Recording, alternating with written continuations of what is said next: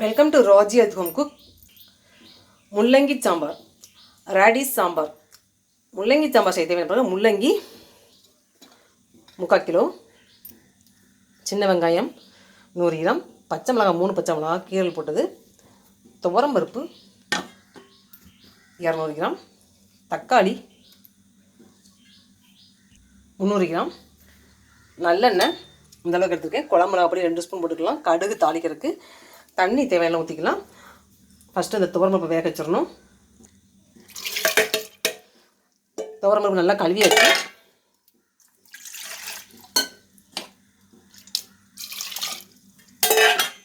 காயம் கொஞ்சம் போட்டுக்கலாம். காயப்பொடி காயம் போட்டுக்கலாம். பருப்பு வேக வச்சு 2 விசில் வேக வச்சு எடுத்துக்கலாம். எண்ணெய் ஊற்றிடலாம். நல்லெண்ணெய், கடுகு, வெங்காயம் சேர்த்துடலாம். வெங்காயம் அப்படியே வதங்கட்டும்.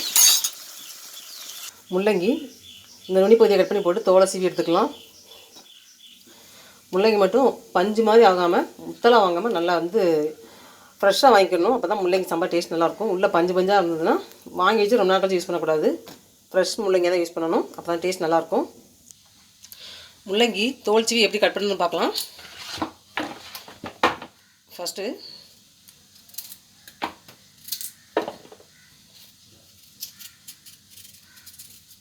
இந்த அளவு தோல் சீவிக்கணும். அப்புறம் ரவுண்ட் ஷேப்பில் கட் பண்ணிக்கலாம்.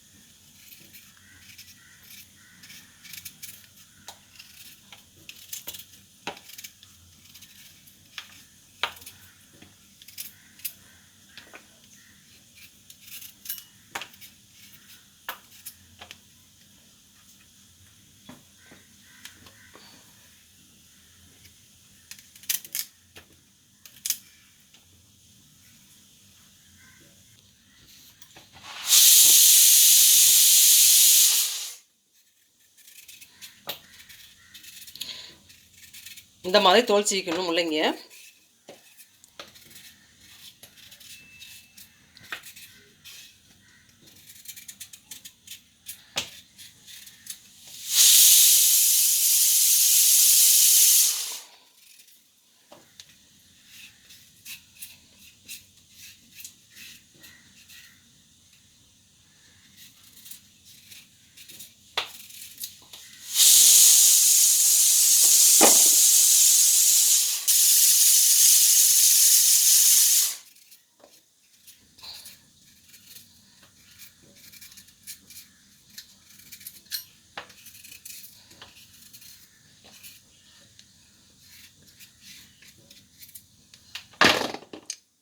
இந்த மாதிரி எல்லா முள்ளங்கியும் தோல் சீவிட்டு ரவுண்ட் ஷேப்பில் நைஸாக கட் பண்ணிக்கலாம். ரொம்ப கெட்டியாக கட் பண்ண வேண்டாம், நைஸாக கட் பண்ணிக்கணும், மெல்லிஸாக. அதனால் நல்லா டேஸ்ட் நல்லாயிருக்கும்.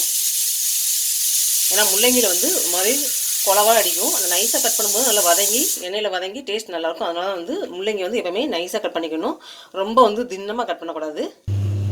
முள்ளங்கி கட் பண்ணி வச்சு ரவுண்டாக இந்த மாதிரி தகடு மாதிரி கட் பண்ணணும். முள்ளங்கி இந்த மாதிரி மெல்லிஸாக கட் பண்ணால் தான் நமக்கு அந்த முள்ளங்கியில் ஒரு மாதிரி வாசனை, அந்த வாசனைலாம் இல்லாமல் இருக்கும். ரொம்ப திக்க அப்படின்னா அந்த சாம்பார் அந்த சாரெலாம் சேராது. நமக்கு சாப்பிட்றக்கு ஒரு மாதிரி இருக்கும். நல்லா மெல்லிச தகடு மாதிரி தான் வெட்டணும். முள்ளங்கி வெட்டுற முறையே இதுதான். அதே மாதிரி தோல் இந்த மாதிரி சிவிக்கியில் போட்டணும், தோலோடு போடக்கூடாது. ரேடிஸ் சொல்கிற முள்ளங்கியிலேருந்து நிறைய சத்துக்கள் இருக்குது. இதை சாப்பிடும்பொழுது இந்த முள்ளங்கியில் நிறைய சத்துக்கள் பெறலாம். இந்த முள்ளங்கி சத்துக்கள் பார்க்கலாம். Protein, fibre, iron content, calcium, manganese, folate, potassium, vitamin C, நோய் எதிர்ப்பு சக்தி நிறைஞ்சது. அதே மாதிரி ஆன்டி ஆக்சிடென்ட் நிறைஞ்சது இந்த முள்ளங்கி. அதை விட இன்னும் முக்கியம் நீர்ச்சத்துள்ள காய்னு சொல்லலாம் இந்த முள்ளங்கி. இந்த முள்ளங்கியை சாப்பிடும்போது இது கூட ஃபைபர் கிடந்தாலும் உடல் எடையை குறைக்க உதவும். அதே மாதிரி இது கூட நீர்ச்சத்து, ஆன்டி ஆக்சிடென்ட், விட்டமின் சி இதெல்லாம் சேர்ந்து நமக்கு உடம்புல சருமத்தை பராமரிக்கும், ஈரப்பதத்தை பராமரித்து தோலின் ஆரோக்கியத்தை மேம்படுத்தும், தோல் பளபளப்பாகவும் சுருக்கங்களை இருக்கிறதுக்கு இந்த முள்ளங்கி வந்து ரொம்ப ரொம்ப நம்ம சாப்பிடலாம். முக்கியமான வந்து இது நீர்ச்சத்து, ஆன்டி ஆக்சிடென்ட், விட்டமின் சி இவ்வளவும் சேர்ந்து நமக்கு உடம்புல வந்து சருமத்தின் ஆரோக்கியத்தை மேம்படுத்துறதுக்கு முள்ளங்கி உதவுது. முள்ளங்கி சாப்பிட்றலாம், அடிக்கடி சாப்பிட்றலாம். அதே மாதிரி முகத்திற்குரிய கரும்புள்ளி, பருவ நீக்கக்கூடிய தன்மை வந்து இந்த முள்ளங்கி கொண்டு இதில் வந்து சாரை தடை விடும்போது கூந்தல் பராமரிக்க, கூந்தல் ஆரோக்கியம் மேம்பட, கூந்தல் வலிமை பெற வந்து இந்த முள்ளங்கி சாப்பிட்றலாம். இதில் எப்படி சத்துக்கள் தலைமுடியை வந்து வலுவுள்ளதாக மாற்றும். ரொம்ப வந்து சத்து இல்லாமல் லேசாக அந்த மாதிரி இருக்கும், முடி வந்து உடஞ்சி போகிறமாக்கும். அந்த மாதிரி தன்னுடைய முடி உள்ளவங்க இந்த முள்ளங்கி சாப்பிடும்போது முடி வலுவுள்ளதாக மாற்றும், முடி உடைவு குறைக்கும், பளபளப்பாக மாற்றும் முடியை. முடியின் ஆரோக்கியத்தை மேம்படுத்த, கூந்தலின் ஆரோக்கியத்தை மேம்படுத்த பெண்களும் ஆண்களும் யூஸ் பண்ண வேண்டியது இந்த முள்ளங்கி. இந்த முள்ளங்கி சாப்பிடும்போது அது சத்துக்கள் வந்து நமக்கு வந்து தலைமுறை ஆரோக்கியத்தை மேம்படுத்தும். அதே மாதிரி சுகர் பேஷண்ட்டுக்கு ரொம்ப ரொம்ப உதவும். இன்சுலின் உற்பத்தியை அதிகரிக்கக்கூடிய, இரத்த சர்க்கரை அளவு வந்து குறைக்கும், சுகரை கண்ட்ரோல் பண்ணும். சுகர் உள்ளவங்க, ரத்த சர்க்கரை உள்ளவங்க, நீரிழிவு நோய் உள்ளவங்க இந்த முள்ளங்கி சாப்பிட்றலாம். சுகரை வந்து கண்ட்ரோலில் வச்சுக்கலாம். மஞ்சக்காமாலைக்கு சிறந்த உணவுன்னு சொல்லலாம் இந்த முள்ளங்கி. இந்த மஞ்சக்காமாலைக்கு இந்த முள்ளங்கி தொடர்ந்து சாப்பிடும்போது மஞ்சக்காமாலின் அறிகுறியே இல்லாமல் மாற்றும். அதே மாதிரி அறிகுறியும் குறைக்கும், மஞ்சக்காமலையும் குறைக்கூடிய தன்மை வந்து இந்த முள்ளங்கி கொண்டு முள்ளங்கி சாப்பிடும்பொழுது மஞ்சக்காமலை நோய் வந்து வரவிடாமல் தடுத்துக்கலாம். மஞ்சக்காமலையை கட்டுப்படுத்தும். அதே மாதிரி இதுக்குரிய விட்டமின் சி தொற்று நோயை வந்து குறைச்சி நோய் எதிர்ப்பு சக்தியை அதிகரிக்க செய்யக்கூடிய தன்மை உடையது இந்த முள்ளங்கி. அதுதான் இன்றைக்கி சாம்பார் செஞ்சுட்ருக்கேன், ரேடிஷ் சாம்பார். இந்த முள்ளங்கியில் நீர்ச்சத்து உடல் வெப்பநிலையை குறைக்கக்கூடிய தன்மை உடையது. ஸோ வந்து காய்ச்சல் உள்ளவங்க வந்து இந்த முள்ளங்கியை வந்து சாம்பார் செஞ்சு உணவில் எந்த வகையிலுமே சாப்பிடலாம். ஏன்னா உடல் சூட்டை குறைச்சி காய்ச்சல் சூட்டை குறைக்கிற தன்மை வந்து இந்த முள்ளங்கி கொண்டு. காய்ச்சல் உள்ளவங்க, அதீத காய்ச்சல் உள்ளவங்க இந்த முள்ளங்கி சாப்பிடும்போது காய்ச்சல்னால் எப்படி உடல் வெப்பநிலையை குறைச்சி காய்ச்சலை குறைக்கும், காய்ச்சல் வராடம் தடுக்கும். அதே மாதிரி உடல் சூட்டையும் குறைக்க நினைக்கிறவங்க இந்த முள்ளங்கி சாப்பிடலாம். உடல் சம்மந்தப்பட்ட நோய், பசியின்மை, காய்ச்சல் போன்றவற்றை சரிபட கொடுத்தன்மை வந்து இந்த முள்ளங்கி கொண்டு. அதுதான் நீங்கள் சாம்பார் செஞ்சுருக்கேன். முள்ளங்கி சாம்பார், ரேடிஷ் சாம்பார். இந்த முள்ளங்கி சாம்பார் வந்து வதக்கி தான் வைக்கணும்.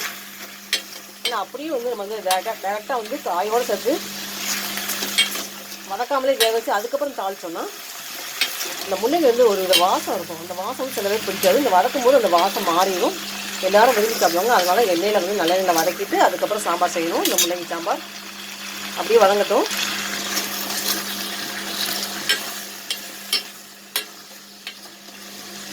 நார்ச்சத்துள்ள பொருள் சாப்பிட்டாலே வந்து சக்கரை நோய் உள்ளவங்களுக்கு ரொம்ப ரொம்ப நல்லது.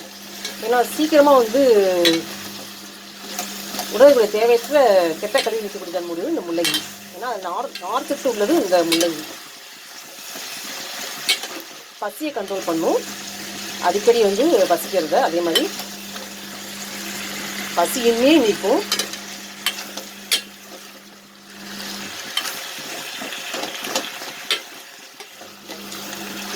நீச்சத்துள்ள காய் சாப்பிட்டாலே நமக்கு வந்து உடல் எடையை குறைக்கும், உடலில் கெட்ட நீர் நீக்குவதற்காக தெரியும். இந்த முள்ளங்கி நீச்சத்துக்களும் உடல் எடையை குறைக்க உதவும்.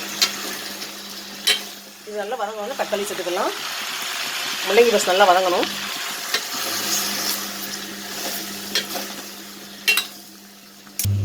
தக்காளி வந்து 300 கிராம் சேர்த்தவங்கள புளி கம்மியாக போட்டுக்கலாம்.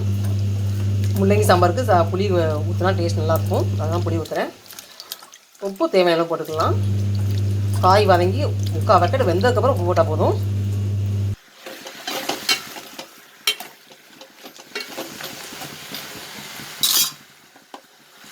தக்காளி சேர்த்துக்கலாம்.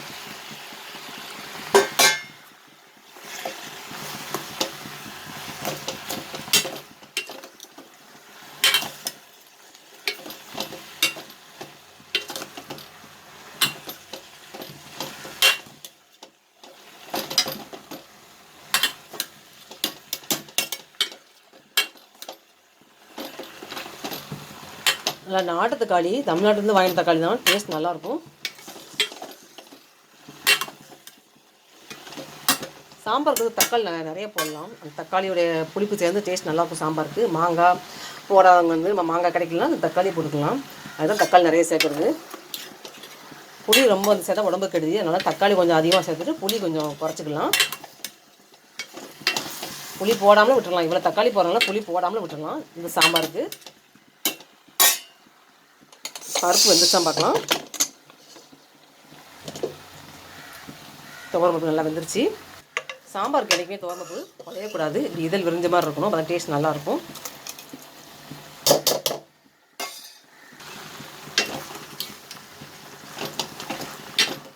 ரேடிஷ் சாம்பார் செஞ்சிட்ருக்கேன்.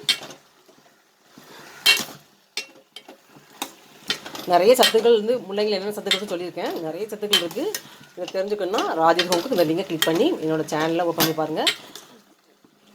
டெஸ்கிரிப்ஷனில் இதை டீட்டெயில் ஃபுல்லாக போட்டிருக்கேன் பாருங்கள். வீடியோ ஃபுல்லாக ஸ்கிப் பண்ணாமல் ஸ்டார்டிங்கில் பார்க்கும்போது இதில் சத்துக்கள் தெரிஞ்சுக்கலாம். முள்ளங்கி இவ்வளோ சத்துக்கள் இருக்கா அப்படின்னு நீங்கள் தெரிஞ்சுக்கலாம். என்ன உணவு சாப்பிடும்போதும் அதில் சத்துக்கள் தெரிஞ்சுக்கிட்டு சாப்பிட்ணும். அப்படி சாப்பிடும்போது நமக்கு வந்து கூட கொஞ்சம் சாப்பிடும் போல தோணும். சத்துக்களையும் நம்ம வீட்டில் எல்லாருக்குமே சொல்லணும். இந்த காய்கறிகள் இந்த சத்துக்கள் இருக்குன்னு சொல்லணும். எல்லாருமே விரும்பி சாப்பிடுவாங்க. சிறியவங்க பெரியவங்க வரைக்கும் எல்லாத்தையுமே இந்த சத்துக்கள் நம்ம என்ன காய் சமைச்சாலும் அதில் என்னென்ன சத்துக்கள் சொல்லும்போது எல்லாருக்குமே அந்த காய்கறி சாப்பிடும்போது ஒரு சாட்டிஸ்ஃபேக்ஷன் இருக்கும். இவ்வளோ சத்துக்கள் இருக்கா இந்த காய்கறி சாப்பிட்றோமா அப்படின்னு ஒரு எண்ணம் வரும்.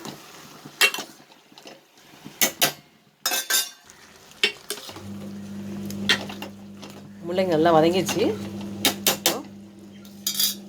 சாம்பார் தேவையான பொடி சேர்த்துடலாம். குழம்புல பொடி,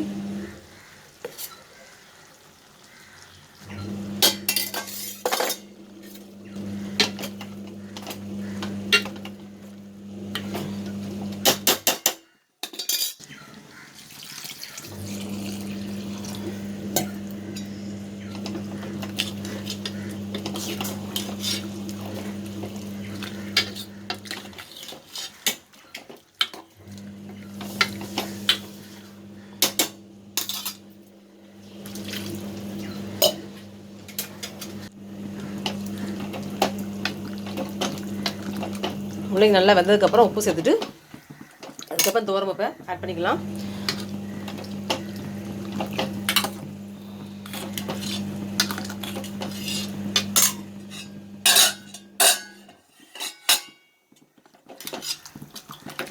vitamin C, potassium, manganese, iron, antioxidant, fibre content, நீர்ச்சத்து, நோய் எதிர்ப்பு சக்தி, ஃபோலேட், கால்சியம்,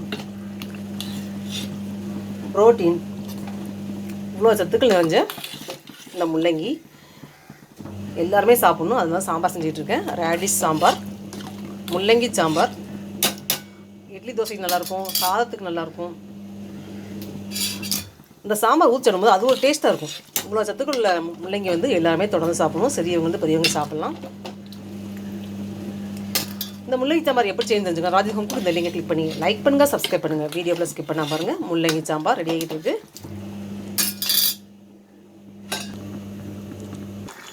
முள்ளங்கி வெந்துருச்சாம் பார்க்கலாம். அநேகமாக வெந்திருக்கும். இந்த முள்ளங்கி எடுத்து இப்படி நசுக்கி பார்த்தாலே இப்படி பியணும். பிஞ்சாலே முள்ளங்கி வெந்துருச்சு.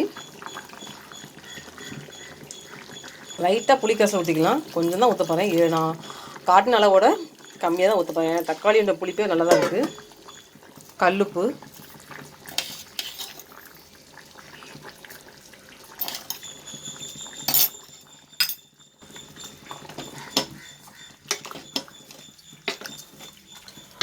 ரேடிஷ் சாம்பார், முள்ளங்கி சாம்பார் ரெடி ஆகிட்டு இருக்குது. இப்போது துவரம்பருப்பை சேர்த்துடலாம்.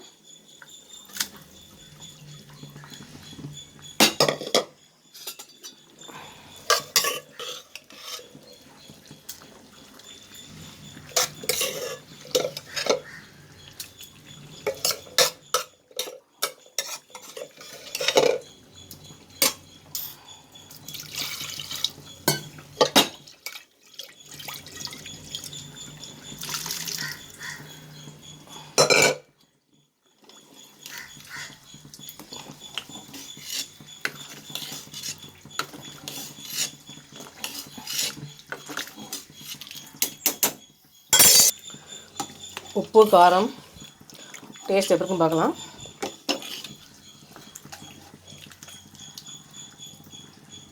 உப்புலாம் போதும், காரம் போதும்.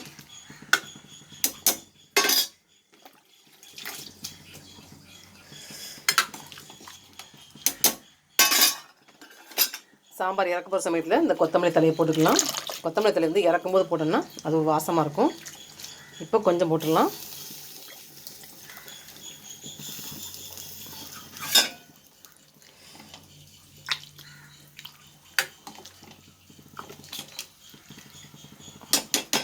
இவ்வளோ பருப்பு சேர்க்கல, அதனால் ஸ்டவ் வந்து அதை அதிகமாக வச்சு ஃப்ளேம் அதிகமாக வச்சு வேக வச்சேன். இப்போ வந்து பருப்பு போட்டனால அடி பிடிக்கும், அதனால் ஸ்டவ்வோட ஃப்ளேமோட அளவை குறைச்சி வச்சுக்கணும். பருப்பு போட்டோன்னே வந்து சில்வர் பாத்திரத்தில் பாத்திரத்தில் ஒட்டும், அதனால் வந்து ஸ்டவ்வோட அளவை குறைச்சி வச்சுக்கணும். ஃப்ளேமோட அளவை அலுமினியம் பாத்திரம்னா ஒட்டாது, சில்வர் பாத்திரம் ஒட்டும், அதனால்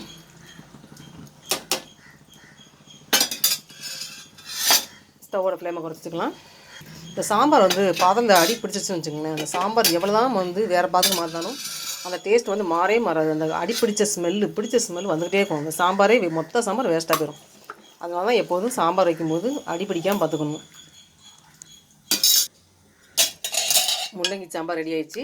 ரேடிஷ் சாம்பார் சரும ஆரோக்கியத்தை மேம்படுத்தக்கூடிய நீர்ச்சத்துள்ள ஆன்டி ஆக்சிடென்ட் விட்டமின் சி உள்ள முள்ளங்கி சாம்பார். நீரிழிவு நோய் உள்ளவங்க சாப்பிடக்கூடிய அருமையான காய்கறிகள் அந்த முள்ளங்கி சொல்லலாம். தலைமுடி வலுவுள்ளதாக மாற்றக்கூடிய தன்மையுடையது இந்த முள்ளங்கி. இதில் கூட சத்துக்கள் மஞ்சக்காமலை நோய்க்கு சிறந்த உணவு. அந்த நோயை அறிகுறியில் கூட குணப்படுத்திடும். மஞ்சக்காமலையை கட்டுப்படுத்த இந்த முள்ளங்கி சாப்பிடலாம். காய்ச்சல் அதிகமாக இருக்கும்போது, அதீத காய்ச்சல், உடம்பு ஹீட்டாகி அதீத காய்ச்சல் இருக்கும்போது இந்த முள்ளங்கி சாப்பிடலாம். உடல் ஹீட்டை குறைக்கும். அந்த காய்ச்சலுடைய வெப்பத்தன்மையை குறைக்கிற தன்மை வந்து முள்ளங்கி கொண்டு. அதே மாதிரி இந்த முள்ளங்கியோட நீர்ச்சத்து ஈரப்பதத்தை உடம்புடைய ஸ்கின்னோட ஈரப்பதத்தை பராமரிக்கக்கூடிய தன்மையுடையது இந்த முள்ளங்கி. அதே மாதிரி முகச்சுருக்கம், உடலில் தோழி சுருக்கங்கள் நீக்கக்கூடியது. நீர்ச்சத்தில் காய் சாப்பிட்டாலே வந்து சுருக்கங்களை வந்து நீக்கும். காய்ச்சல், குடல் சம்பந்தப்பட்ட நோய், தலைவலி இதெல்லாம் நீக்கக்கூடிய தன்மையுடையது முள்ளங்கி. குடல் நோய், காய்ச்சல், பசியின்மை நீக்கும். காய்ச்சல், குடல் நோயை கட்டுப்படுத்த தன்மையுடையது இந்த முள்ளங்கி. முள்ளங்கி வச்சு கொத்தமல்லி தழையை தூவிட்டுலாம்.